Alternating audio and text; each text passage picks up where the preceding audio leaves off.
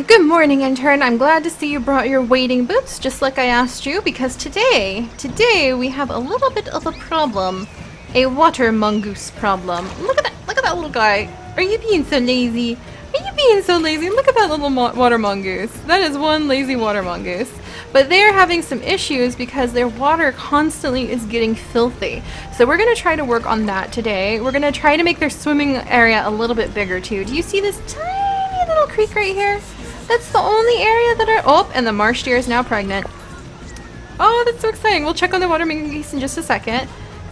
That's right. She had marsh deer number 3, who is currently drinking from the food dish. Let's get down and take a look at her. Aren't you just a lovely, lovely lady? But we just added in marsh deer number 4 for this lovely lady who I kind of want to name her. Come here, sweetie. So this is number 3, and we're going to name her Lilac, I think. But we recently got Lilac a mate because, oh, look at her. She was calling for a new mate. Look at him jump around. Oh, and listen to the turkeys go wobble wobble. Oh, that's the cutest thing. But yeah, she was asking for a mate, so we recently added one in. And hopefully they'll get along. But that's for another moment. Right now, scoop that poop out. Right now, we have some water mongoose under our feet. Hi, little one, who definitely need some attention. So let's see what we can do for them. First things first, I definitely think that this isn't quite big enough. This is not marshy enough for a water mongoose. Water mongoose actually really love marshes. They love estuaries. They love places where they can do a lot of like searching in riverbanks, and they're constantly like searching under the roots of mangrove trees or under little rock outcroppings, trying to find snails and crabs. They'll pretty much eat anything they can catch, but they have been observed to like pick up a snail or a crab and smash it against rocks to try to crack the shell open and get to the meat inside. But look, there's not enough room for them to do any of that hunting or foraging here. So I think we're actually going to start by removing this side of all of its like plant matter and some of the rocks. And we're going to go ahead and we're just going to make this into a nice marshland for the water mongoose. They have a little bit of land. They've got some rocks over here. We'll give them some more areas to kind of relax. But I think that they'd be happiest if they could actually like burrow into that water, and we can throw in some live prey for them to chase every now and then and keep them really enriched and really hunting and foraging. That's what you want for your animals, is for them to constantly be trying to like get to those other creatures. Or, well, I should say like those stimulating environments. There we go. Yeah, we're just gonna make this whole thing right up to this edge into a nice marshland. And it actually, you can see where we have our little river stretching from where we've got our beaver area, and then a little river that comes down under the beaver area with the bridge over it, and then now it wraps around into this zone. So we're still continuing that little pattern. Let's see. And let's go ahead. We want to get some of the nice grasses. No, actually, yeah, that's good. That's good. Good, good, good, good, good. All right, and now we need to make the water a little bit deeper. There we go, deep water. Ooh, look at that. Oh my gosh, are they ever going to be happy? But we definitely need to get in there with the shovel because it looks horrible. It looks like the ground just fell out, or like somebody just reached down with a shovel and scooped that up, and there's little jagged. Look at those jagged pieces. You could probably like pop a balloon on those jagged pieces. So let's get our little shovel out, intern, and calm the train down a bit. Try to gently ease in. Alright, like this. There. That's good. I know it's a little bit hard to see, but you can kind of see like the outline of the water areas under here. That's much better. Alright, so next up... Oh, I think they're going to be so happy. I'm actually super excited because I think our little water mongoose are going to be just absolutely thrilled to be able to dive in and like forage along the edges. Let's see, I'm going to... We'll put some mangrove trees over here. I bet people will love that. I always love going up to the exhibits and being able to just touch a plant that's stretching out from the exhibit, because it feels like you have a bit of a connection with that animal when you do that. When you can just reach up and just gently like touch the tips of a tree whose branches are sticking out where you are. So hopefully our guests appreciate that same sort of idea. It's that fun sense of connection with the animal in their little world. Alright, we'll zip around here. I think we need like some big old logs floating in the water. So do I have... I know I have! Aha! Like this in turn. This is kind of exactly what I was talking about, but I want them floating on top of the water. So where are our wetlands logs? And yes, I know, the people who sell these things to us look at us so funny when we ask about the buoyancy of the logs that they have. But it's all for a reason, you know, you want to have a good buoyant log if you're going to do it right. Alright. We'll put one over there, and maybe add one down here. Let's throw in some pitcher plants. I'm not sure if this exact variety, in fact I know this particular variety, which is from Central America, doesn't show up where these guys are native to in Africa, but I'm sure that there's some sort of carnivorous plant making its home over there. So let's see, what about these guys? Okay, we'll put the curly pondweed down here. Very important to add a little bit of curly pondweed. We're gonna have much happier mongoose. They're very solitary animals too. Water mongoose, like their breeding habits aren't very known. They typically produce like a couple litters a year, and it's like in the dry season and or the wet season. So it depends, like it's obviously like seasonal dependent. So I'm imagining maybe how much food is available during the year influences whether or not they breed versus any specific time probably. But let's see, yeah, there's not really much else known about like how they interact. So they do make nests out of reeds though, so maybe we need to make sure we've got some nice reeds lined up along the edges. Alright, let's go ahead and get in here. We need like just a nice cattail. Is this our nice cattail? I can't remember which one's our nice cattail. It's this one, I think. Yeah, this is our nice cattail. Yes, well that looks kind of nice. Is that really my nicest cattail? I can afford... Ooh, let's do the gamba grass. This is more like what I think they would have. This is actually more from the area that they inhabit too. That's better.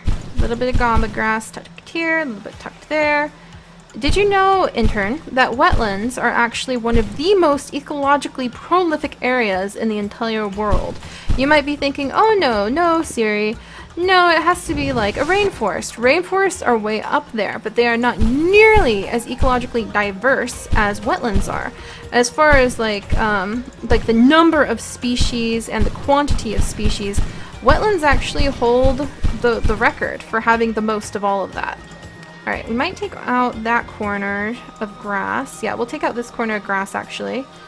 And... oh, I guess the little common water plantains, they sure are. Man, they're freaking cute. I think they're supposed to be in the water. There we go. But somehow those ones got lifted out. Ah, they're adorable! Look at them! We'll have to get far away from here so the water splashing doesn't make us get dizzy and have everything crash like mad. Alright, there we go. I actually want to yank those out. And where are those? Oh, how could I have forgotten mushrooms? This is the log I was talking about, intern. Oh, I wanted this log, not that little pedunky one. Let's see, where's that? There we go. Alright, here we go. That's a proper log. That's more what I'm talking about. Let's go ahead and put this log down, and we can get the two little ones out of here. That's better. That makes me happy. Alright, and then we can also get some of these beautiful water lilies. In fact, let's see. Yeah, we'll do this species first. I just realized we have two species that we mix together for aesthetic effect. And remember, intern, it's very important. I keep reminding you. No, in the wild, you probably wouldn't run into this many plants, this much proliferation of the natural environment that these animals live in. But they probably would love it. They probably would love it. It's probably not too overwhelming, and it's good for our guest, which is something that we must always remember to take care about. Alright, there's that. And let's see if we can find a water mongoose really quickly. I don't see a water mongoose. They are hiding. Curly pondweed. Water mongoose! They're playing chase. That's adorable. You guys will have so much room to play chase now. Are they both females, I wonder? We'll have to check in just a minute. Alright, and here we go, the king cup. This is what we wanted. And let's put a bunch of king cup down here, I think. Yeah, with just a snippet of grass to kind of divide it. There we go. Was this it? No, this is just normal cattails. We did gamba grass instead, and I think it's a good job. Nah, king cups. Ah! I didn't mean to do that. Wow, okay. The king cups are a little bit vicious about being cleared out. Alright, that's fine. Mangrove there. Log there. And then we'll actually put like a toy. Oh, here we go. Like a little bone. Or a little toy for them to play with. Oh, here we are. Block of clams with ice. What about any food item that they would want? They really want to dig for those aquatic plants. So I think we'll do some research for the block of clams with ice so we can put it over here and people can watch them eat it. Because otherwise I don't know if they're going to get a very good view of the water mongoose, which actually means we should add in some binoculars. Alright, let's put some binoculars right here. Let's go ahead and move this bench up here, I think. And let's get away from all the splash water. We'll have to add in some more peacocks soon. And how are our little lynxes? Or excuse me, our wildcats, our European wild kitty cats. I think they're doing well. We should probably go through, adopt out most of the youngest generation and get one new mate adopted in, perhaps. Look at all these beautiful trees. Alright, should be safe to peek at our water mongoose now. Let's see how they are faring. Let's see if they are happy. Look at them! They're like, oh, it's so much space. So much new space to play in. Oh, that makes my heart so happy, intern. Look at them! Look at them! Oh, and right away, boom! Zookeeper to the rescue. This is wonderful. This makes me think that they're probably pretty happy. Now that they've got all of this new space that they can swim around in, it sounds like they're even playing with each other again. She's like, there's so much room now! Alright, let's make sure that she's got a little bit of food. Put some shellfish on the bottom. Since she likes to break open those clams and snails and crabs. And let's see.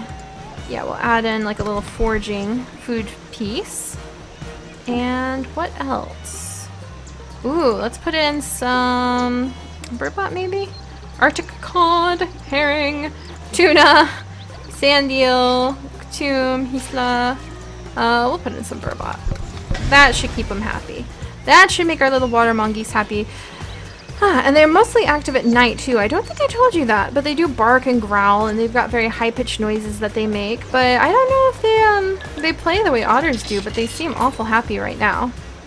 Except for that rock. Cursed rock. Yeah, here. There we go.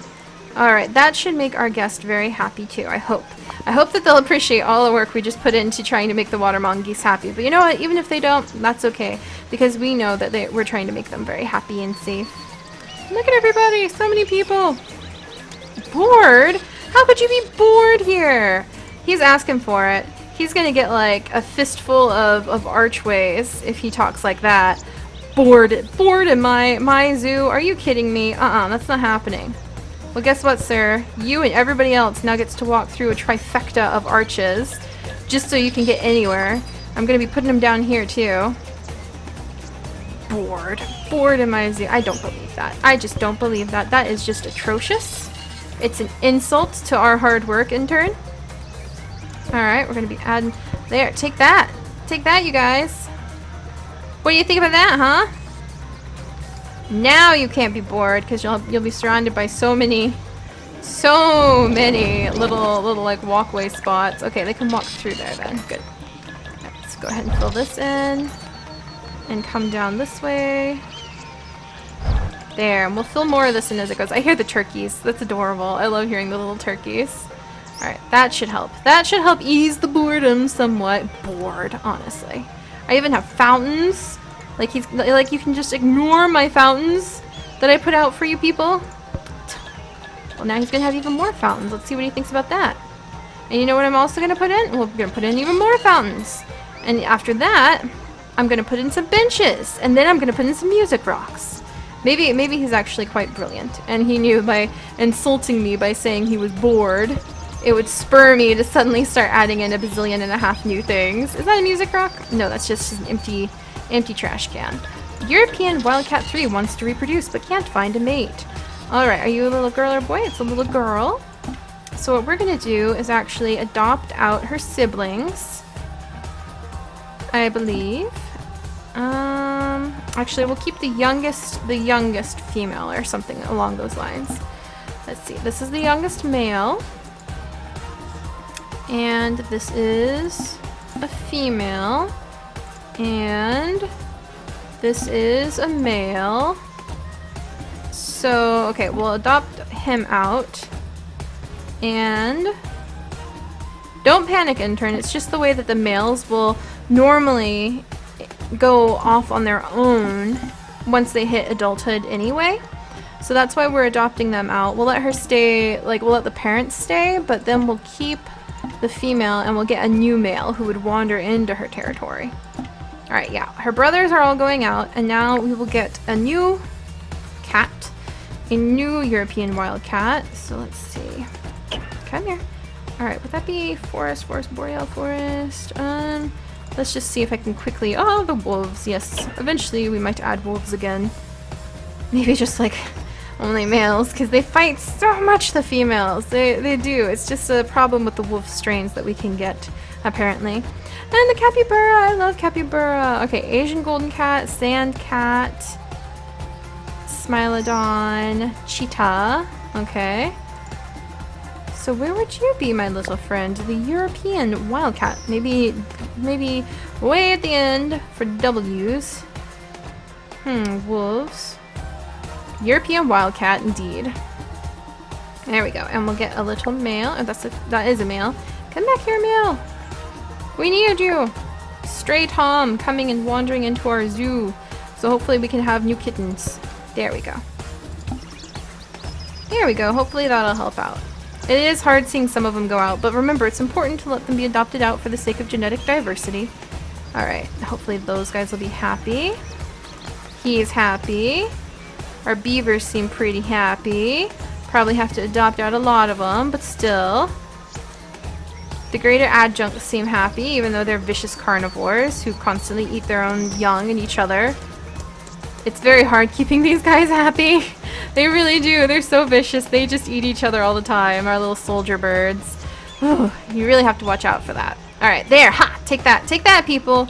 Now you're going to be a little bit crowded. You're going to have to walk like certain weird lines, but you're going to walk under those arches and you're going to be entertained. Take that.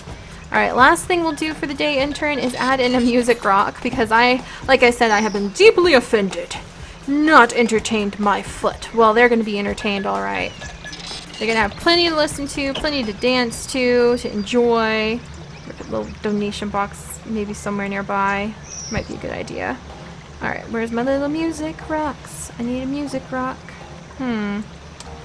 Let's see. Benches. There we go. Might get some fancier benches in over here. The seahorses! Well, we don't need seahorses in this particular zone. Seahorses for our, like, Coral Cove Redone zone, or whatever we're gonna call it for sure, but let's see. I don't really need these, but I'll add a couple just for dramatic. Like, this is where you can come get dinner, is basically what these lampposts say. Come get dinner this way! Alright, and then dinosaur nests. Those would be cute as decorative pieces. A bird statue, not quite this place. Maybe this statue.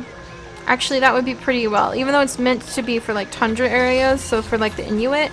There are a lot of Native Americans, clearly, that used to exist through, or live through, North America. And so it seems like it'd be respectful to put them up here. Oh, look at the dodo statue! I'd never seen that before. It's amazing! There's a spectacled bear statue. Wow, intern, I didn't know we had quite so many options to choose from as far as like all these cool little statues and gizmos went. Kind of tempted to put that globe statue down. Ooh, or a sundial. That'd be so cool, a little sundial. Alright, but music rock, that's right. We'll focus there and we'll expand outward as time goes on. We've got lots of forest fountains. Maybe a whole bunch of small fountains is the best move. We'll even put a little drinking fountain over here for our guest. Let's see. I need them to be able to reach it, though. Alright, we'll see if they can reach that. Water should definitely... I mean, you shouldn't ever have to make someone pay for water. That's just kind of cruel. Alright, forest music rock? Let's do endangered music rock. I like that one better. And we're going to go ahead and put that right over here, actually. Yeah, right over here. Boom. Take that, everybody. Now you have music, too. Phew. Oh, and just in time, we got the new European wildcat because the original parents have just passed away of old age, providing room for our new European wildcat and her mate, or their baby, I should say, and her mate to hopefully have many beautiful kits of their own. We'll get some bur oaks over there for them. There, now they have some nice bur oaks covering up their little forest area. There you go, guys. Now you've got a nice thick forest. Can keep you safe and content. There. So we'll have to see if that encourages them.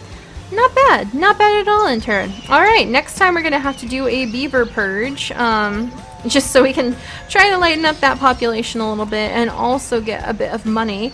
And speaking of money, I guess that means we're going to have to look into some of the rarer breeds of animals that we need to try to do conservative breeding on so we have enough money to keep the zoo going. Also, how can you have a smelly exhibit? I put like 1.5 billion filters on you. 1.5 billion, I say.